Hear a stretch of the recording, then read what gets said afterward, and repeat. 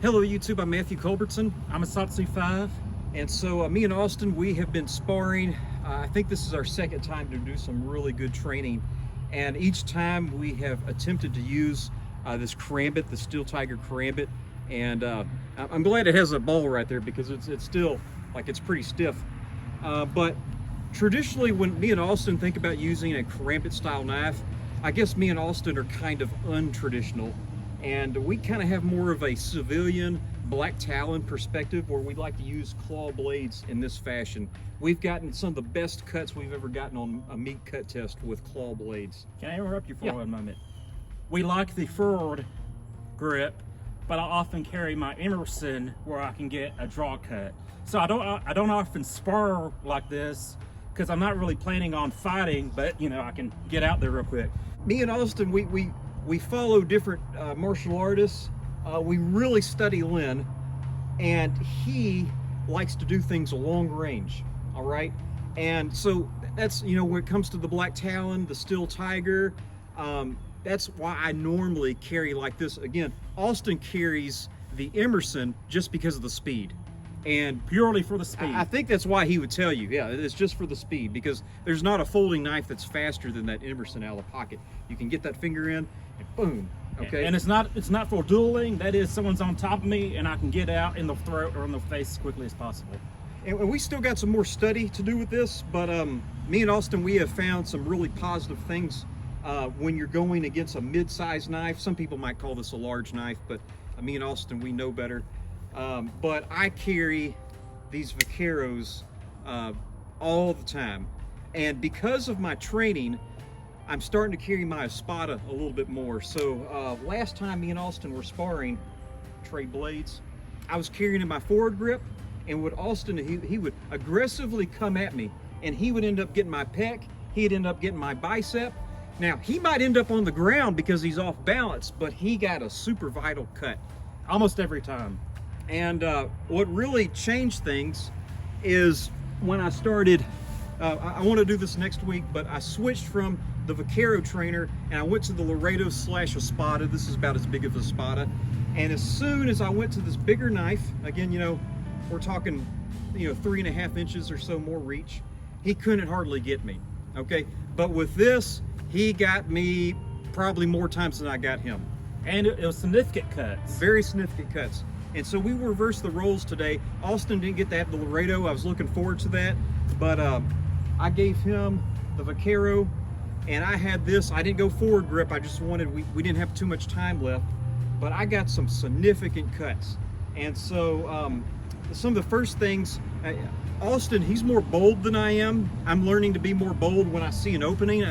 The more I'm sparring, the more openings I'm seeing. At first, when you start sparring, you don't know what's an opening or not, okay? And when you see the opening, you got to step into the gap. But we were just kind of being light, and he would go at my hand, okay?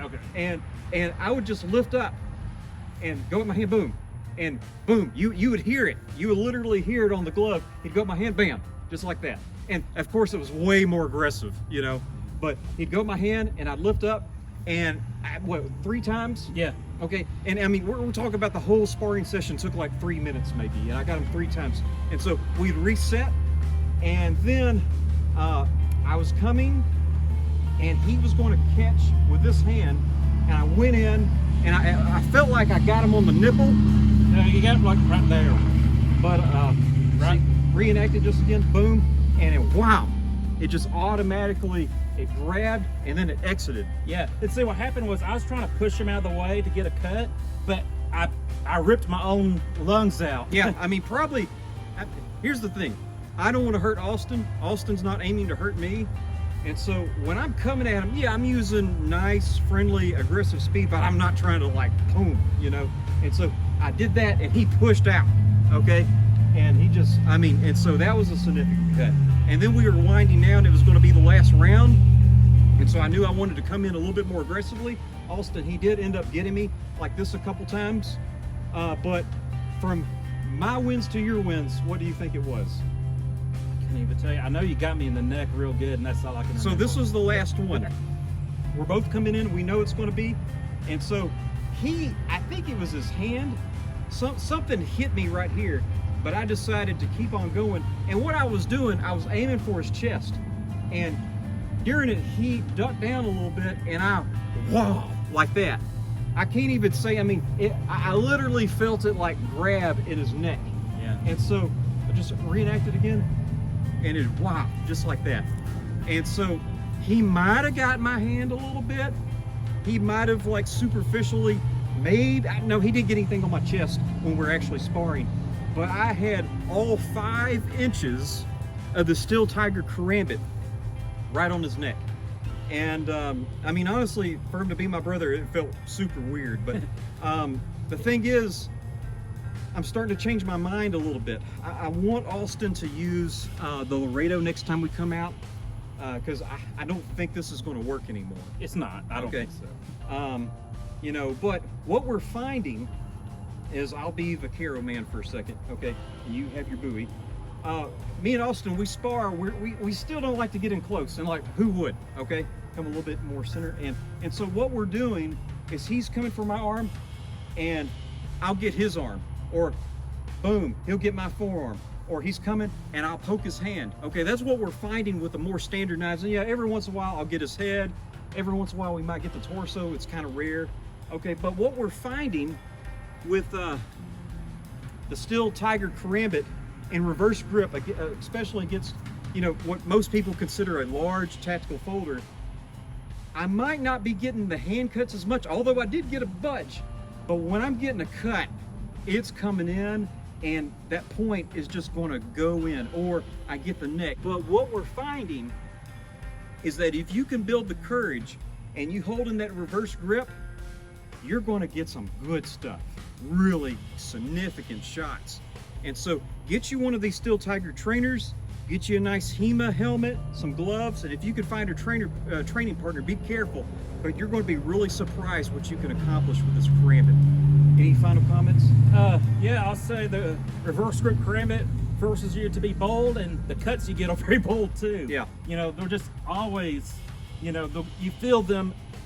I don't know how I can describe this. This doesn't feel as substantial as this. Yeah. So the cuts that the point-driven blade, or the point-driven cut makes, is so much more intense than a sweeping blade. Just really feel it drive in. And you can do that with your standard blades. In fact, me and Austin, you know, it was serrations versus plain edge. The ultimate way, you know, if you don't have serrations, what you do, come in, Austin, and so what you do is you stab, and then you push down. Okay, that's gonna, it doesn't matter what it is, it's gonna go through. But that's a 2-step process. 1, 2. Okay, now Austin, me, 1. Okay, it's really, I mean, Austin, even he went forward, you can, but really that's all you got to do. Yeah. Okay, and yeah, ooh, you feel that. It really, it's not pleasant. You can feel the difference, and Matthew was kind of cursing this ball, but I can only imagine what it would feel like if it didn't have this ball on it. Yeah, and so me and Austin, we've had a blast. We're safe. You know, I don't know if I got some marks that are coming, but this is really valuable time that me and Austin have together. I've had a blast. It's such a blessing to have Austin as a brother. I was talking to somebody at prison today that I've always had someone there. And so Austin, I love you, and I thank you. Too. All right, thank you for watching. Love you.